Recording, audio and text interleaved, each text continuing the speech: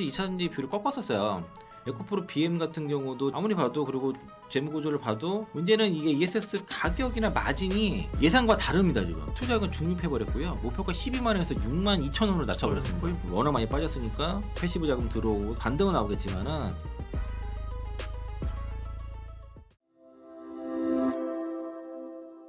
예민수의 경제토크 IM증권 서울금융센터 이창환 이사님과 함께 여러 이야기를 하고 있습니다. 2차전지 얘기도 해야죠. 네.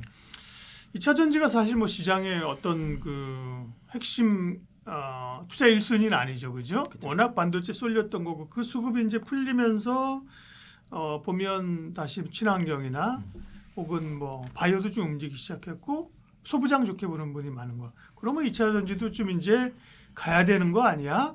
가지 않을까라는 논거고 그 근거는 어쨌든 실적에 대한 기대감도 조금씩 있습니다. 네.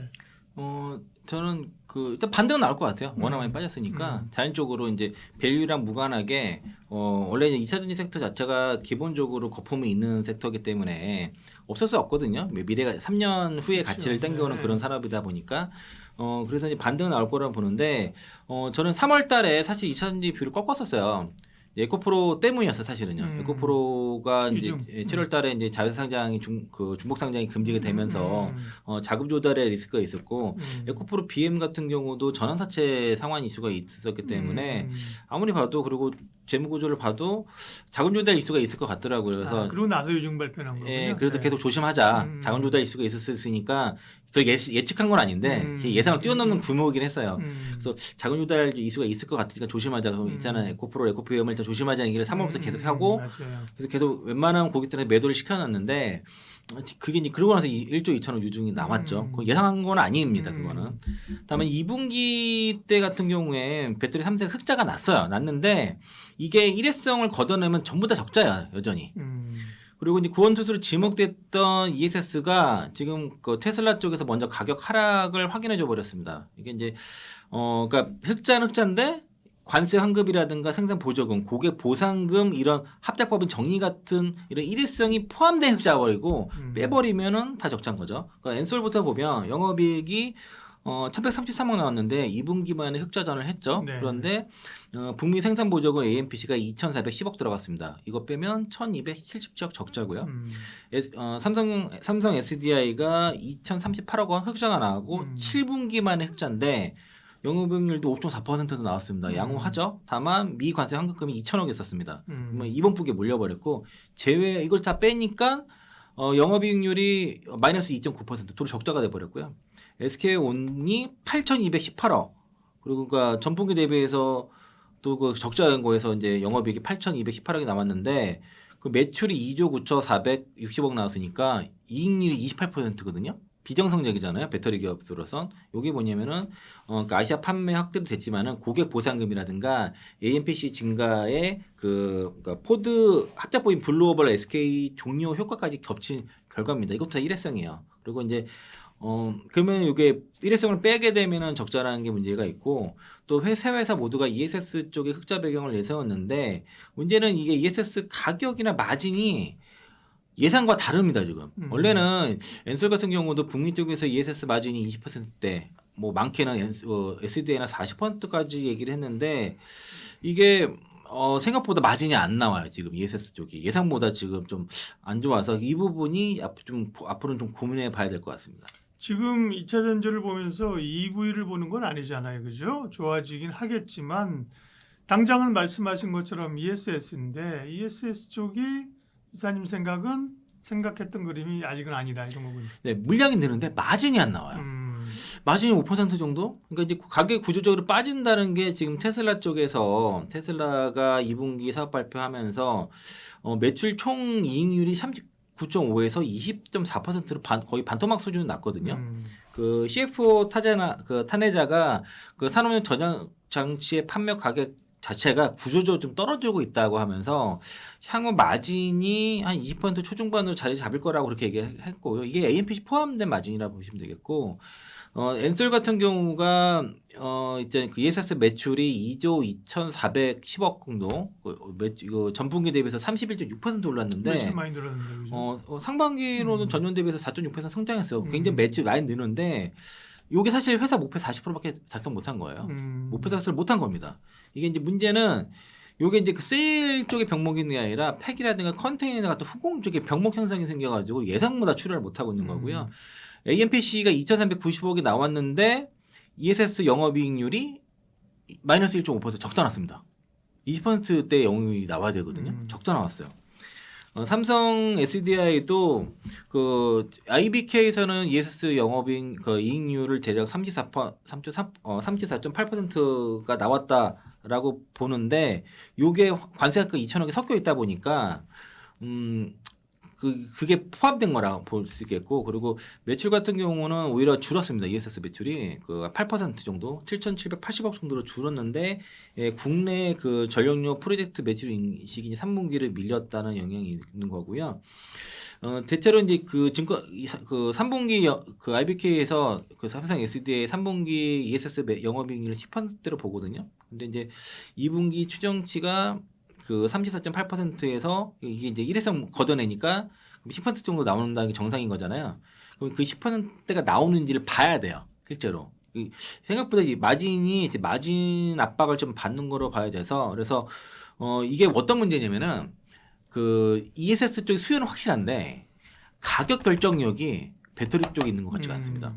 그러다 보니까 그러니까 AI 데이터 센터의 수요가 커진다고 해서 매출이 늘어났는데 마진이 원래는 마진이 많이 따라올 것이라고 생각했는데 그게 아니었던 거예요. 생각보다 마진이 지금 안 나온다. 이게 지금 문제고 ESS 배터리 가격이 구조적으로 좀 떨어지면서 마진 떨어지는 구조가 나타나고 있다라고 볼 수 있겠습니다. 최근에 이제 2차 전지를 볼 때는 어쨌든 중심은 셀사잖아요, 그죠? 그리고 나서 다음으로 이제 소재사들을 뭐 양극재라 보는데 셀사의 상황이 그렇게 생각만큼 좋아지지 않는다고 하면 소재 쪽도 뭐 그리 좋을 건 없네. 그러니까 소재보다 그러니까 셀보다 소재가 더 어렵죠 지금 상황이. 예. 그러니까 국내 업체끼리도 지금 서로 뺏기는 이런 상황인 거고, 그 결정적으로 지금 이번에 에코프로비엠이 이제 실적 발표를 했는데 원통형 배터리 쪽에서 소재 그 양극재 매출이 줄었어요. 많이 급감을 했는데 그 포스코 퓨처엠 때문입니다. 포스코 퓨처엠이 그 원통형 쪽으로 지금 진입을 하면서 지금 그 삼성 SDI가 지금 멀티밴드를 지금 하고 있는 것 같습니다. 그래서 에코프로비엠이 지금 그 EV 쪽에서도 안 좋지만은 그 ESS 쪽에서도 유일하게 성장하는 거마저도 지금 그 역성장이 나오는 상황이고, 에코프로비엠 영업이익이 180억 정도 나왔는데 63.2% 감소한 거고요. 영업이익률 3.1%, 전분기가 3.5%였어요. 이것마저도 낮아졌고 순이익은 5억 적자입니다. 적자 났어요. 그러니까 영업 흑자는 그나마 지켰지만은 최종 손익은 마이너스 상태인데 그래서 JP모건에서 투자액은 중립해 버렸고요. 목표가 12만 원에서 6만 2천 원으로 낮춰버렸습니다. 거의 절반은 낮죠. 목표가 20만 원대 목표가들이 뭐 10만 원대로 대폭 줄었고 한병화 유니트증권 한병화 외화만 20% 그러니까 28에서 26에서 20만 원인가 이렇게 낮추는 정도였고, 그러니까 올해 주당 순이익 추정도 JP모건에서는 기존에 394원에서 200원으로 거의 뭐 반토막 수준 내버렸습니다. 아까 말씀드린 것처럼 ESS형 매출 비중이 그러니까 매출이 전분기 대비 54% 급감을 했는데 이 삼성 SDI가 포스코 퓨처엠과 이중 소싱을 시작했기 때문이다라고 볼 수 있겠고, EV용 양극재도 1%밖에 증가를 못했습니다. 그러니까 에코프로비엠 2분기 실적을 보면은 EV랑 ESS 둘 다 지금 막힌 상황이 벌어진 거. 되게 지금 답답한 상황이고, 또 하나가 재무 부담이 있잖아요. 1조 2천억 유종이 있지 않습니까? 그렇죠. 진행 중이죠. 신주 990만 주 발행 예정인데 행세가가 12만 1,000원인데 주가가 그렇게 안 되잖아요. 안 되죠. 배정 기준이 9월 4일입니다. 예.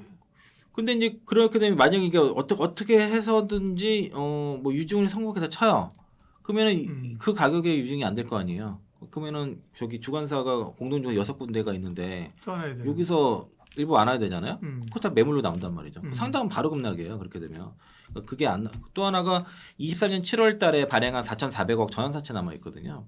그러니까 이 전환사채 만기가 28년 7월인데 풋옵션 행사가 올해 5월부터 가능해서 1차 상환 시점이 지난달 24일이니까 지났어요. 이거 전환가액 하향이 20만 6,500원인가 뭐 그래요. 20만 원 정도 하는데 그러면 지금 전환할 이유가 전혀 없잖아요. 에코프로비엠 없잖아요. 그러니까 그럼 이거 나중에는 결과적으로는 풋옵션 행사에서 그러니까 그 결국에는 그 상환해야 되는 문제가 그러니까 풋옵션 행사 안 한다는 거죠. 주식으로 안 바꾸니까 원리 전에 이거를 만약 풋옵션 그 상환을 하게 되면은 원리금까지 합치면은 4,669억 원 돈이 더 필요하다는 거죠. 그 1조 2천 말고도 더 필요할 수 있어요.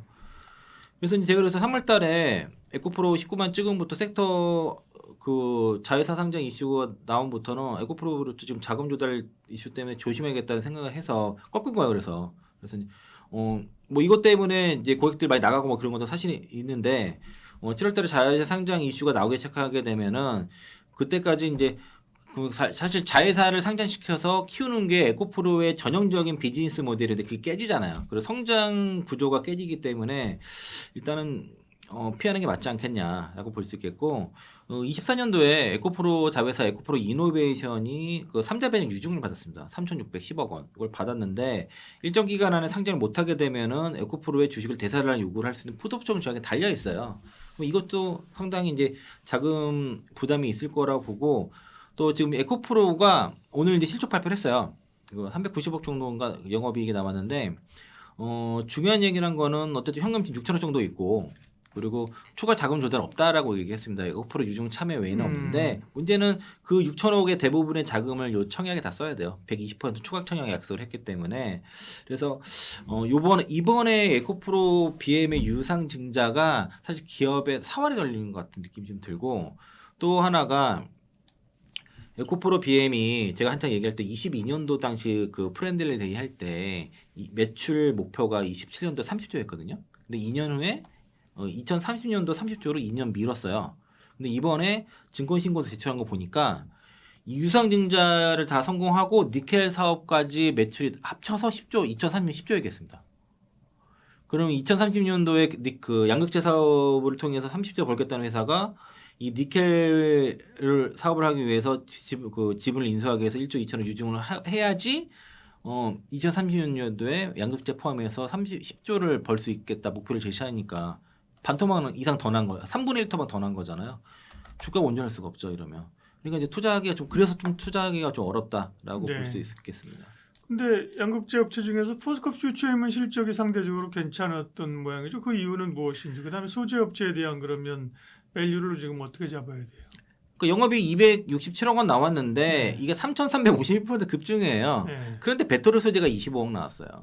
나머지가 기초 소재 쪽에 242억이어서 전사액의 92%가 배터리 소재가 아닌 다른 쪽에서 난 거고 그 화성 제품 때문에 실적이 나온 겁니다. 그러니까 이제 배터리 소재가 아니라는 거고요. 그리고 이제 그 삼성증권 집계를 보면은 26년도 2부 EBITDA 기준으로 에코프로 BM이 79.3배, 포스코 퓨처엠이 63.3배고 LNF가 27.1배인데 지금 그 JP모건에서 이 그전 그러니까 배수를 중기 사이클에서 40배를 줬는데 다음 사이클에서 25배를 줬단 말이에요. 주고 있어요. 그러면은 25배 사이클 그 에코프로 BM에 대해서 25배를 주면서 양극재 25배, 인도네시아 니켈 6배 해가지고 대략 그 6만 2천 원 밸류가 나온 건데 에코프로 BM 지금 79배잖아요. 이부 에비타가 퓨처엠은 63배고 다운 사이클에서 25배 차이니까 이게 벌써 뭐 거의 3분의 1 차이 그 3분의 1 수준밖에 안 되지 않습니까? 그러면은 지금은 사실 좀 이렇게 뭐 키움증권도 그 2차전지 중립이고 LS는 뭐 밸류에이션 기준으로 추천은 없다고 얘기하고 있고 그 낙관적으로 보는 대신에서도 회복이 초입이라고 하고 긍정적으로 얘기하는 것도 대체로 보면 다 27년도부터를 봐요. 회복을 아예 또 좀 멀다는 거죠. 그러면서 밸류는 좀 가도 비싸고 그리고 이 업사이클에서 주던 밸류가 아니라 지금은 이제 원래 예전에도 2000년도 27년도 넘어가서부터는 약간 다운사이클로 봤거든요. 그래서 밸류에이션 낮아지는 구간에서는 이 밸류를 계속 유지할 수 있는지에 대한 의문이 있기 때문에 저는 그래서 매매는 할 수 있을 것 같아요. 워낙 많이 빠졌으니까 코스닥 쪽에서의 뭐 매수가 패시브 자금 들어오고 반등은 나오겠지만은 본격적으로 투자하기는 쉽지 않다. 그리고 어제 오늘 반등한 이유 중에 하나가 재정경제부에서 올해 세제 개편안 발표하면서 국내 생산 세액공제 신설했는데 이게 6개 들어가잖아요.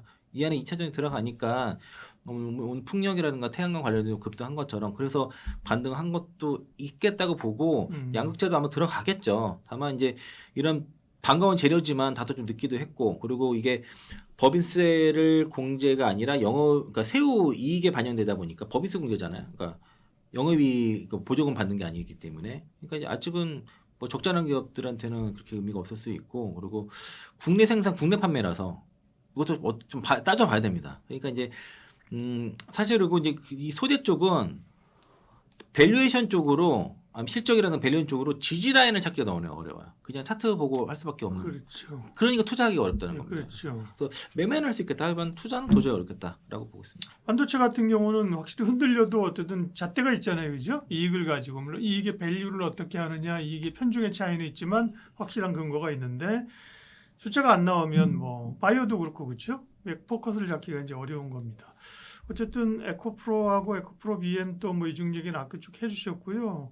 2차 전지에 대해서 어쨌든 여전히 많이 가지고 계신 분도 있고 기대하는 분도 있는데 마무리 좀 해주세요. 그럼 2차 전지. 에코프로비엠 청약은 저는 안 받는 게 맞다라고 음. 판단하고 있고요. 그리고 이제 만약 실권주 발생했을 때는 나중에 그 물량 쏟아지기 때문에 일단 피하시고 그리고 물타기 하지 마시라고 말씀드리겠습니다. 그리고 셀로 갈아타는 정도는 뭐 대안일 수 있는데 그게 뭐 완벽한 대안이 될지는 모르겠는데 다만 지금은 반등은 나올 거예요. 반등은 나오니까 좀 더 지금보다도 좀 반등을 좀 기다려서 반등은 나온 이후에 뭐 포트 교체라든가 하시는 게 좋을 것 같고 그리고 이게 무작정 버티는 것보다도 어떤 이제 단분기, 3분기가 여러 가지 변곡이 될 것 같거든요. 특히 이제 엔솔 같은 경우도 ESS 쪽에 뭐 SDI도 마찬가지고요. ESS 쪽에 영업이 이제 나오는지가 되게 관건이기 때문에 3분기 정도를 어떤 마지 노선을 보고 3년 전에 2차전 얘기할 때도 뭐 25년 말까지만 보자, 26년까지 보자 이랬었잖아. 그 시가 다 지나기도 했고 다가오기도 했으니까